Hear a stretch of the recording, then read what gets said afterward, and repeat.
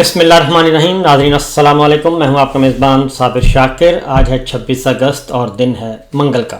تازہ ترین خبروں، اطلاعات اور تبصروں کے ساتھ پاکستان کے حالات و واقعات اور سیاسی صورتحال کا لیتے ہیں جائزہ. اس وقت پاکستان میں پچھلے 3.5 سال سے بدترین قسم کی فسطائیت، ڈکٹیٹرشپ، بربریت، فرعونیت، یزیدیت مسلط ہے.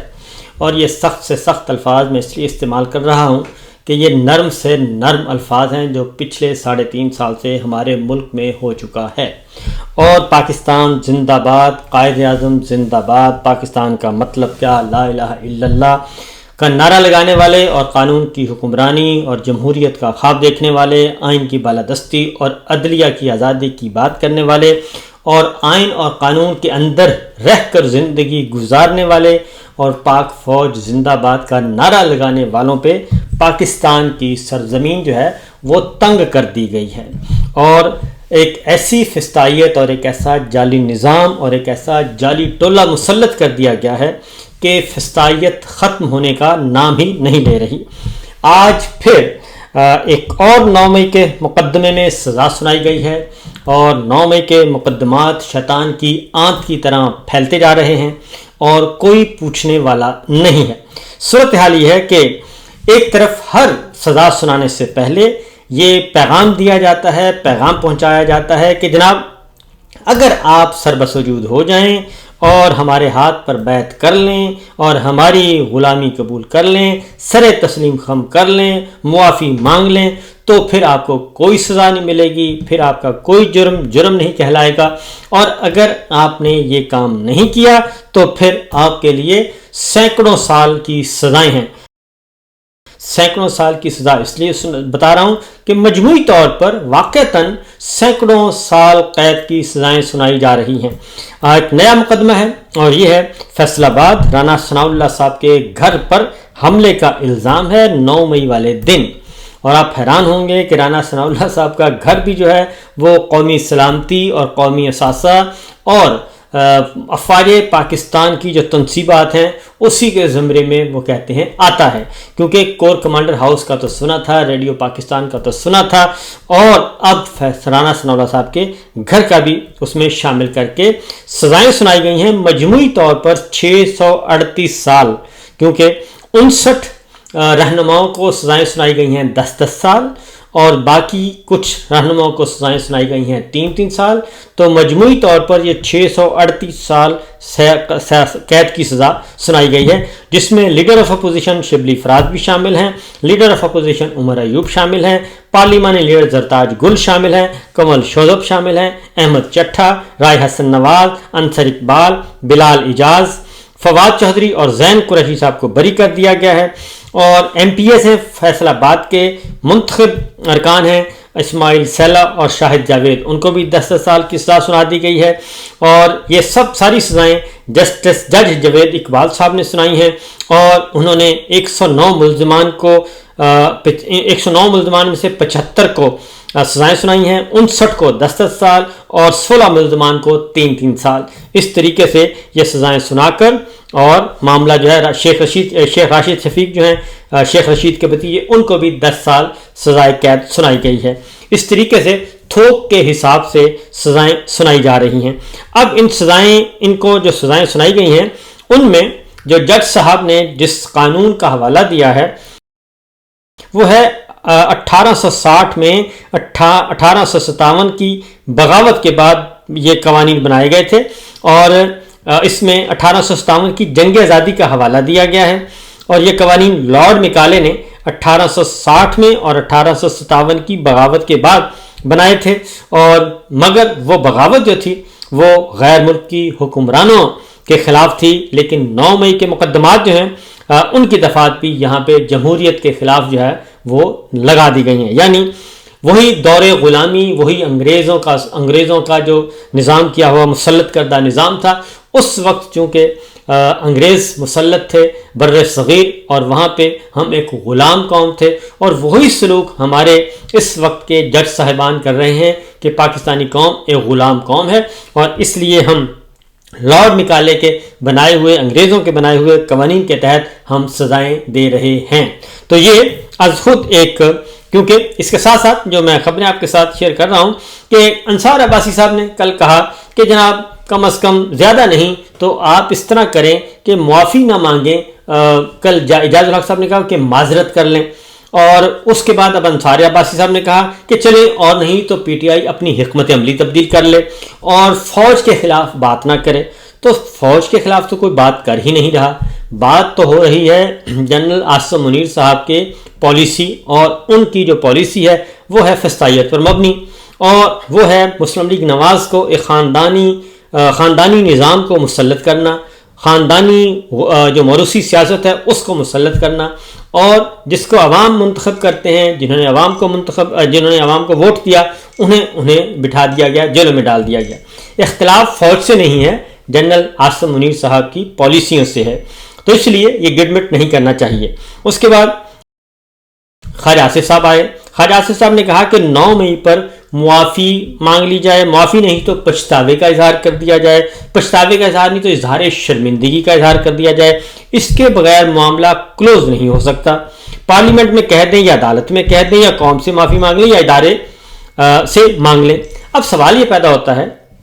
کہ خواجہ صاحب سے پوچھنا چاہیے کہ جب جنرل پرویز مشرف کا آرمی چیف کا طیارہ ہائی جیک کروایا تھا، اغوا کروایا تھا، وہ جرم زیادہ تھا کہ یہ جرم زیادہ اگر مان لیا جائے ایک لمحے کے لیے، تو کیا اس وقت کے بعد آنے کے بعد مسلم لیگ نواز نے، شریف خاندان نے، خواجہ صاحب نے کوئی معافی مانگی اور کیا شرمندگی کا اظہار کیا، کیا پچھتاوے کا اظہار کیا، اور کیا معاملہ اسی طرح کلوز کروایا تھا؟ ہاں، اندرون خانہ اگر آپ نے کوئی معافیاں مانگ لی ہوں تو پتہ نہیں، لیکن بظاہر تو ایسی کوئی چیز نظر نہیں آئی تھی. البتہ پیپر سائن کر کے دے دیا تھا اور سزائیں معاف کروا کے سرور پیلس جدہ روانہ ہو گئے تھے. اور دوسرا، رانا ثناء اللہ صاحب پہ الزام ہے ماڈل ٹاؤن، سانحہ ماڈل ٹاؤن کا، اور وہ 14 معصوم قتل ہوئے تھے، وہ آج تک انصاف کے متلاشی ہیں لیکن انصاف نہیں ملا. یہ صورتحال چل رہی ہے. تو اس لیے ہر طرف جو ہے وہ ایک ہی چیز ہے جی،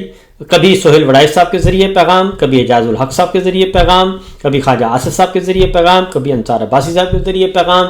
اور کبھی بے شمار جو ماؤتھ پیس ہیں ان کے ذریعے پیغام کہ جناب بس ایک دفعہ ہماری انا کو تسکین پہنچ جائے اور ہماری غلامی قبول کر لیں. یہ سچویشن چل رہی ہے، جبکہ جہاں غلطی ہے ان کو نہیں بتایا جا رہا. بہرحال دیکھتے ہیں. اور اس کے بعد ہے جی ڈاکٹر یاسمین راشد، انہوں نے سزائیں سننے کے بعد، سزائیں ملنے کے بعد ایک خط لکھا ہے مختصر سا. وہ کبھی کبھی ایک خط بھیجتی ہیں جیل سے اور احساس دلاتی ہیں شاید سوئے ہوئے ضمیر جاگ جائیں. تو سزائیں ملنے کے بعد ڈاکٹر یاسمین راشد نے جیل سے خط لکھا ہے. انہوں نے کہا کہ مریم نواز کے بارے میں خاص طور پہ کہ کوئی ہمیں بتائے گا کہ کس بلو بک کے مطابق ایئر فورس کا طیارہ اور دیگر پروٹوکول وزیر اعلیٰ پنجاب کو دیا جا رہا ہے. کیا دوسرے وزرائے اعلیٰ سندھ کے ہیں، بلوچستان ہیں، خیبر پختونخوا ہے، کشمیر ہے، گلگت بلتستان ہے، کیا ان میں سے کسی وزیر اعلیٰ کو یہ والا پروٹوکول دیا جا رہا ہے؟ کیا ان کو ایئر فورس 1 جو جہاز ہے اس کی اجازت ہے کہ وہ لیں اور اپنے خاندان کو، اپنی نوکرانیوں کو، اپنے رشتہ داروں کو، اپنی بیٹیوں کو، اپنے بیٹوں کو اور دیگر جو سرکاری ملازمین ہیں ان کو لے کے سہیلیوں کو آپ جاپان کی سیر کو جائیں، تھائی لینڈ کی سیر کو جائیں اور ہانگ کانگ کی سیر کو جائیں؟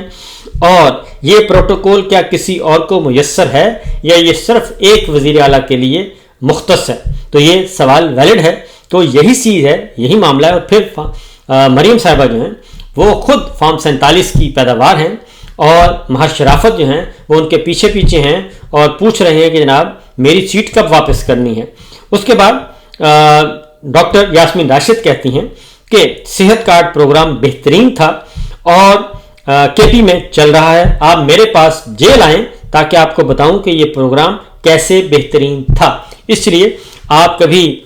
چائنا جاتی ہیں اور کبھی جاپان اور کہتی ہیں کہ جناب ہم نے آپ کا پروگرام ادھر اڈاپٹ کرنا ہے، تو انہوں نے کہا کہ ادھر بالکل نہ جائیں، ادھر آئیں، میں آپ کو سمجھاؤں گی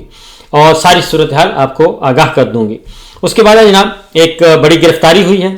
اور یہ گرفتاری ہے